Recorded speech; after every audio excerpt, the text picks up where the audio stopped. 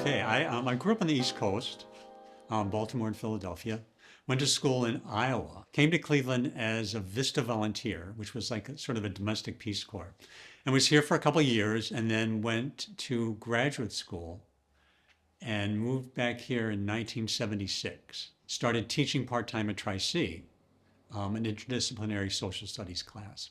So we were doing social studies, and of course the desegregation case was going on, so that became part of the curriculum, part of what we would use to teach about community and race and history and stuff.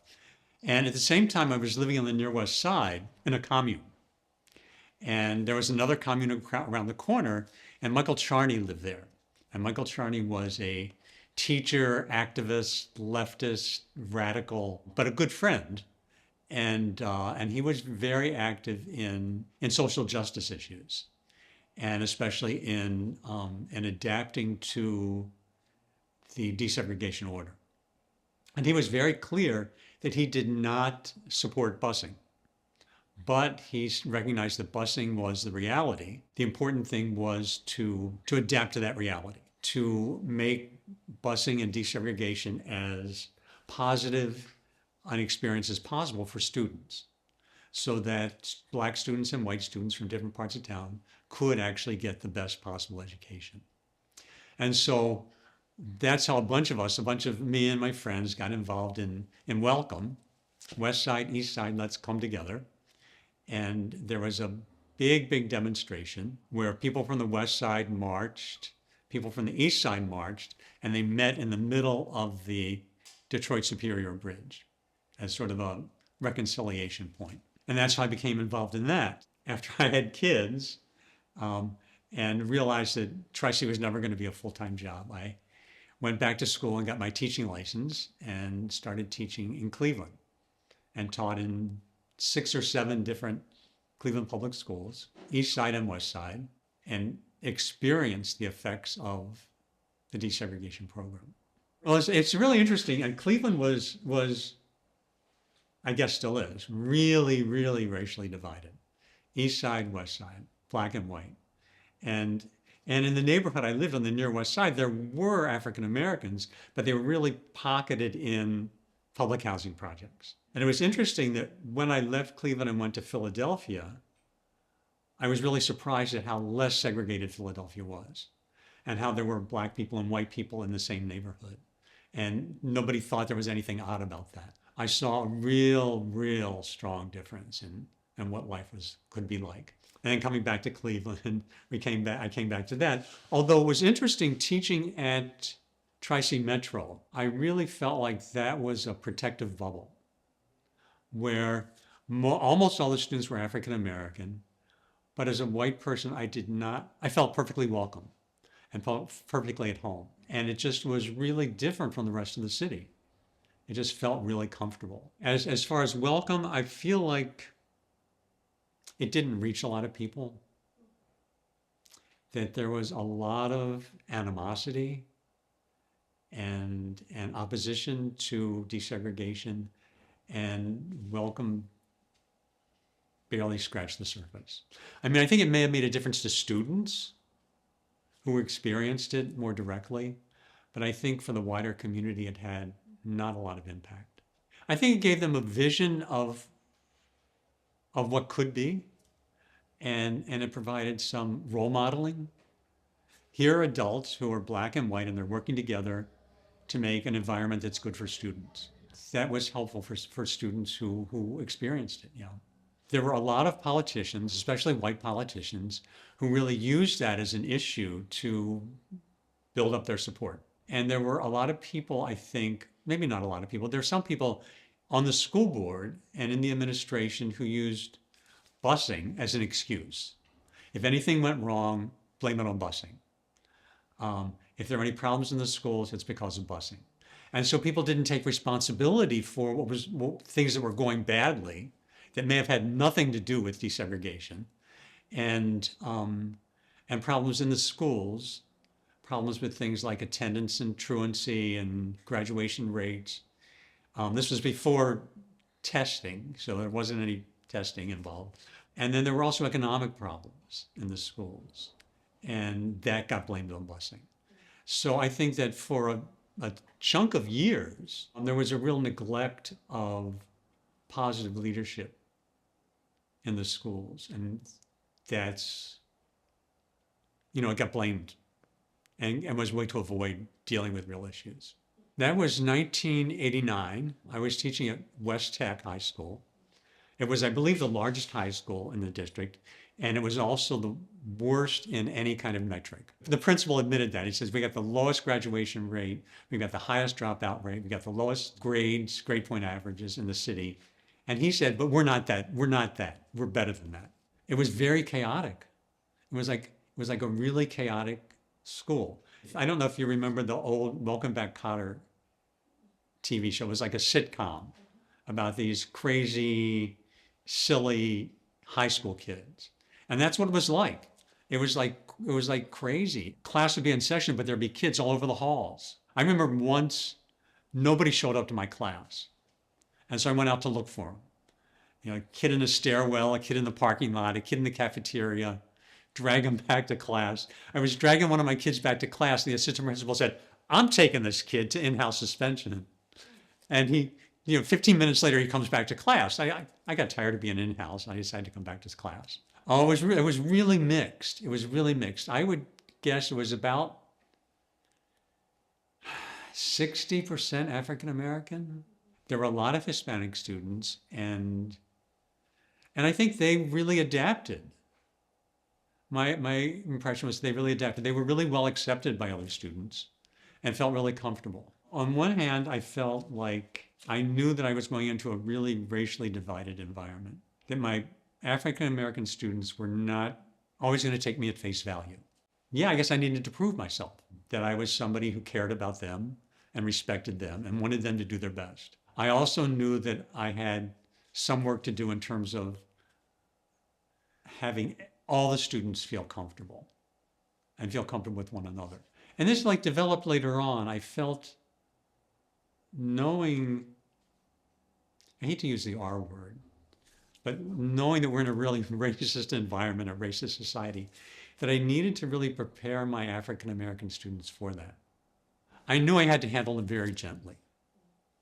That if I have this African American kid and I yell at him, he's going to think I'm just being racist.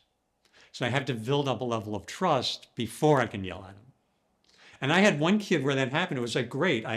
He was like this goofy kid, acting silly all the time, and he had a week of being on focus, being on task.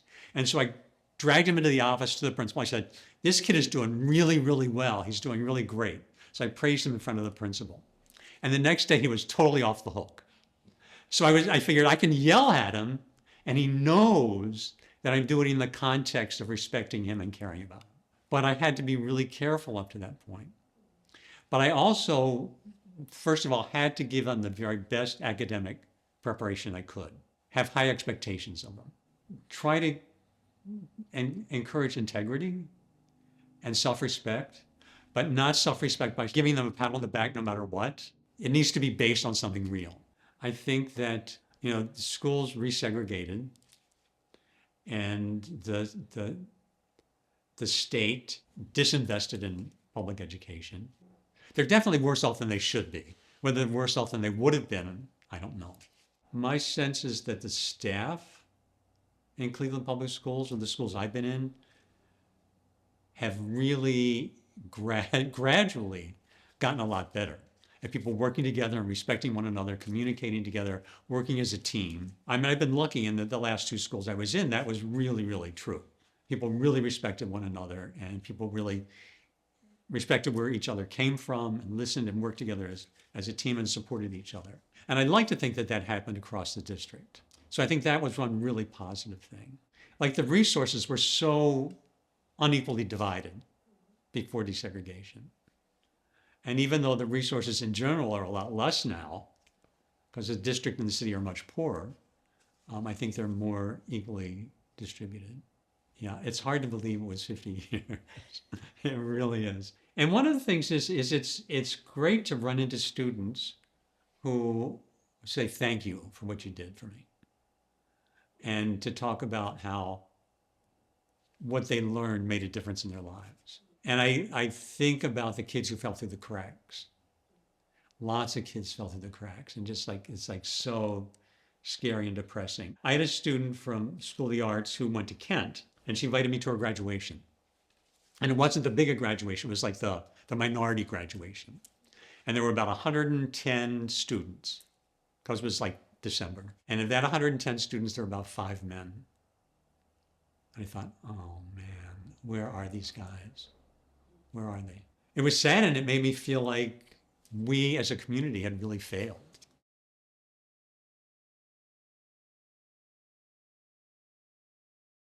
This is C.J. Prentice, and she is one of the people who I admire more than anyone else in the world. I've told people for years that she is, or she was, she died about a year ago, the most articulate, passionate, knowledgeable person about young people and education in the state of Ohio.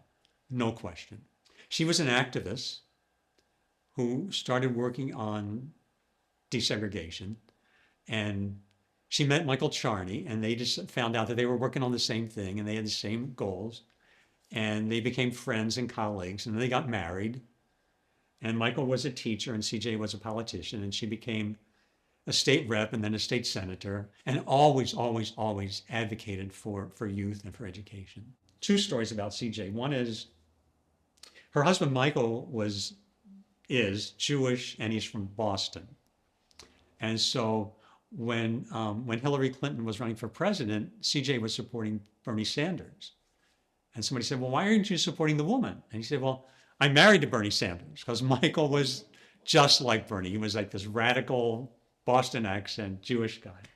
Oh, the other story was Michael and I were teaching at Success Tech downtown, and we took kids to an event at CSU, and CJ was there. And later Michael said, did any kids make any comments about CJ and I being in an interracial marriage? I said, well, no, they didn't.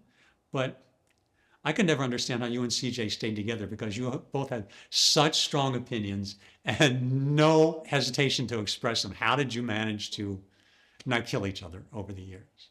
And he laughed, because, yeah, they were just really passionate people. Michael was always so enthusiastic, but he was always really an optimist. And I would talk to Michael, I'd go home and say to my wife, I saw Michael Charney, and he said, we're going to do this, this, and this, and the revolution is going to come next week. And it never came.